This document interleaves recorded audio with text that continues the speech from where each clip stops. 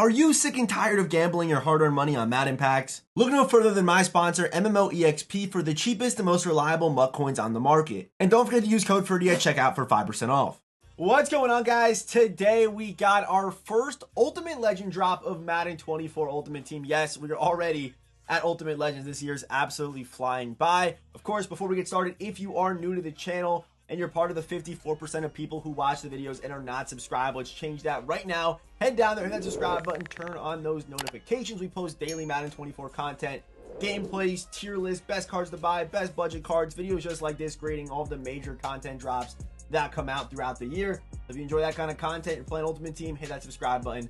Again, it's every single day right here on YouTube. So with every single, they call them Ultimate Legends Epic cards, which I hate. I'm just gonna call them champions just going forward. So for each champion, we also do get an added position 93. These 93s are really not good. Throughout the year, they're really just gonna be used as probably like golden ticket potential. That's probably the best way to look at these cards, because a lot of them aren't great. Like Edgerrin James is probably one of the better ones at 6'2" at safety with 93 speed.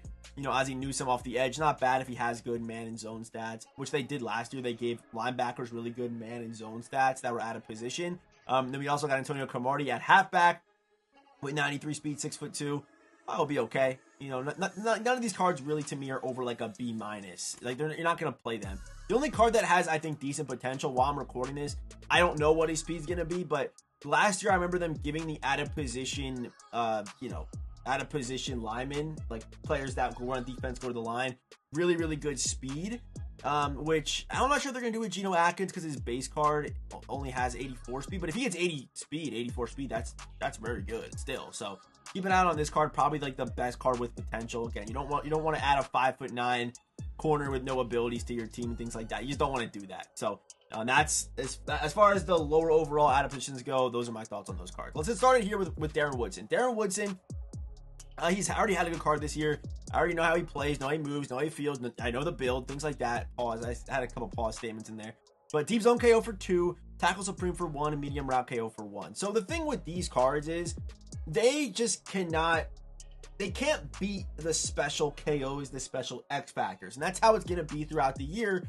And, you know, the stats on these cards might be great, but it's always, for as long as abilities have been in the game for, it's always going to be abilities over stats. So the players that can get 3 or 2 discounted ability buckets with a special X factor slot and then all this crazy stuff and these boosts and stuff like that, it puts the Ultimate Legends behind the 8 ball a little bit because they can't do anything. Like there's nothing they can do. All they get is 1 discounted ability slot. So deep zone KO is good for obvious reasons. Medium route KO is good if you're playing man coverage, and tackle supreme is good against the run. So he's one of the better cards in this promo, but I'm still gonna give him like an A.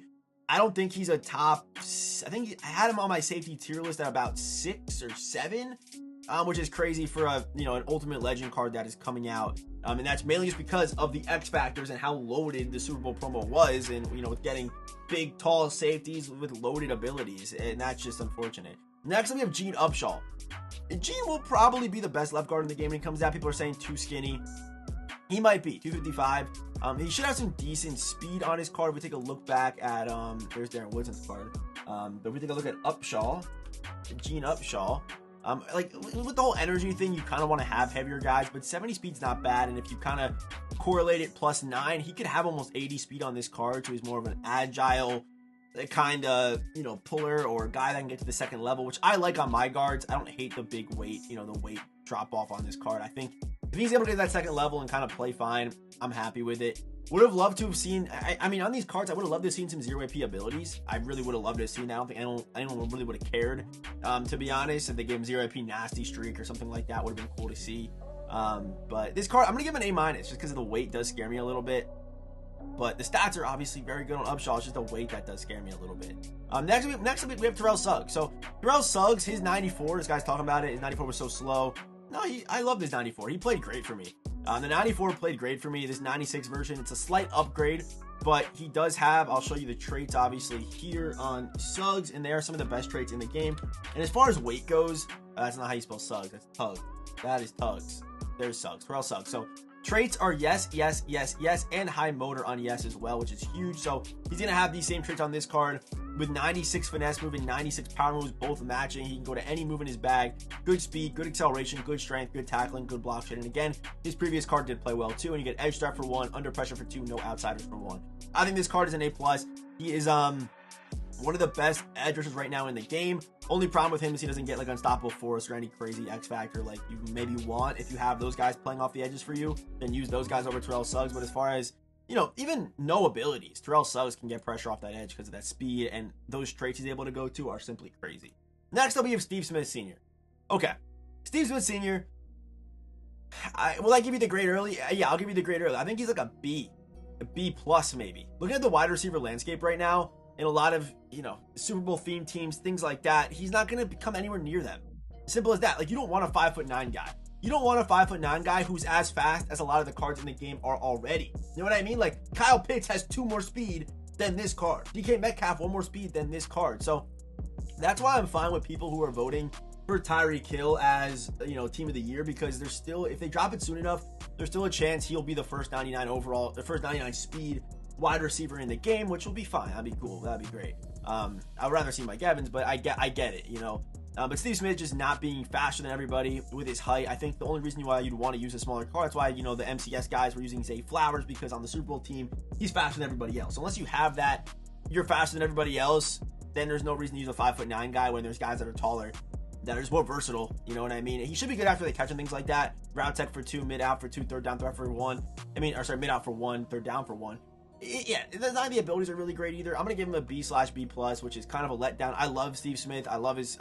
I've used his cards in the past, but the way this one's coming out just doesn't really make sense to me, looking at the current wide receiver landscape, and it's simple as that, which kind of sucks, but it is what it is. Next up, Ozzie Newsome. So Ozzie Newsome's an interesting one, because if we take a look at the tight end landscape right now in this game, there are some options. You know, Kyle Pitts is the best. Casper is a run blocker, big body at 6'4".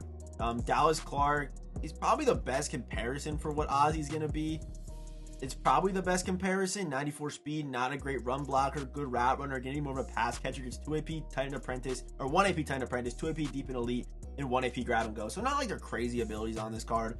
I'll give Ozzie like an A-. I think he's probably like a top 5 tight end in the game right now.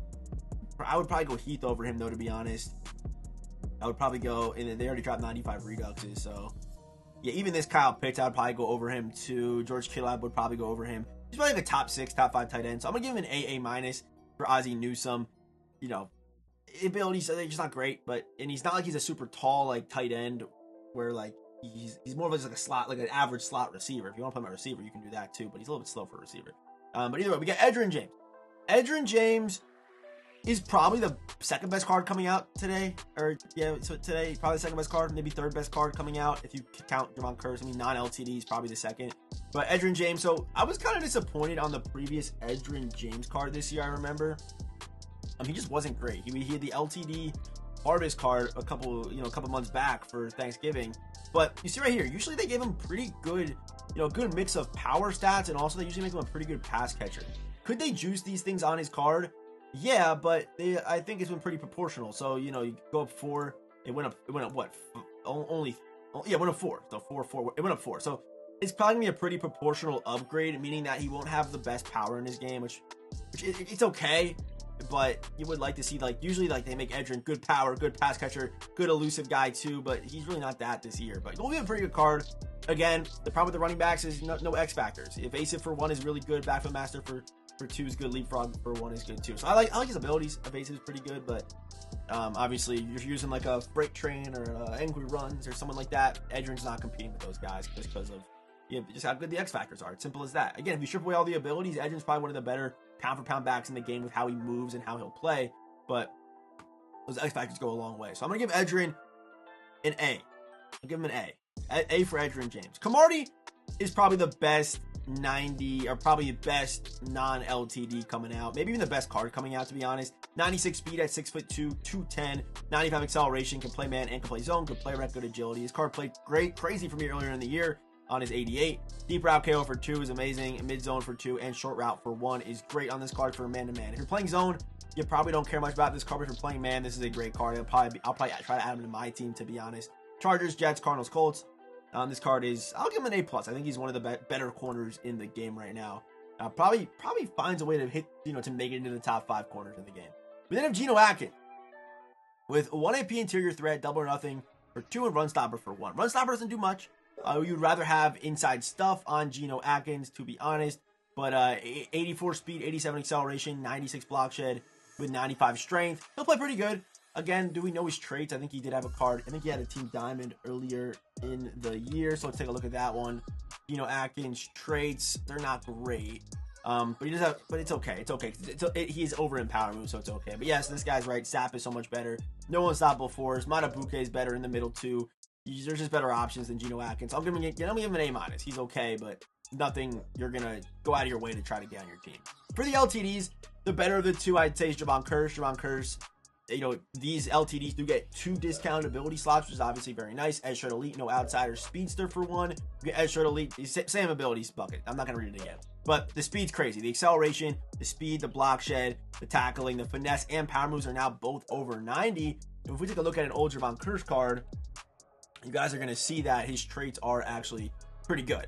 They're better for finesse moves, obviously, but it's not bad for the bull rush and things like that. So Javon Curse is going to be a good option with 2 discounted ability slots and good teams. I'm going to give him an A+, one of the better edge rushers in the game right now. Finally, we have Dan Marino. Dan Marino, LTD, is he better? Does he stack up against other quarterbacks in the game right now? I just don't think so. I just don't think he really does, to be honest. I don't think he does. We look up Dan Marino. His previous card, it was the Dan the Man card, right? He has traditional 3, which is an okay release. It's pretty unique to him, but it's just not great, right? I mean, he's not getting a discount hot route master. Passing lead still forward. Like Joe Flacco just got set feet for what was it, 1 AP? I think this card could have been a lot better, and I don't think he cracks the top 5 quarterbacks in the game right now, just based off his speed. Yes, the stats are cool, but the abilities obviously are a lot more important. So Dan Marino, I'm going to give him an A-. I don't think this card's going to be that great, and that's just how I feel. So as far as his Ultimate Legend drop, one of the worst ones I can remember for an initial Ultimate Legend drop, and hopefully they clean it up and things get better for the Ultimate Legend promo. But I think just the way that they're structuring the promo and making the cards, they're already behind so many players. Like, they're just behind because their abilities are outdated. It's simple as that. So those are my thoughts on the promo, and of course, as always, I will see you boys in the next one.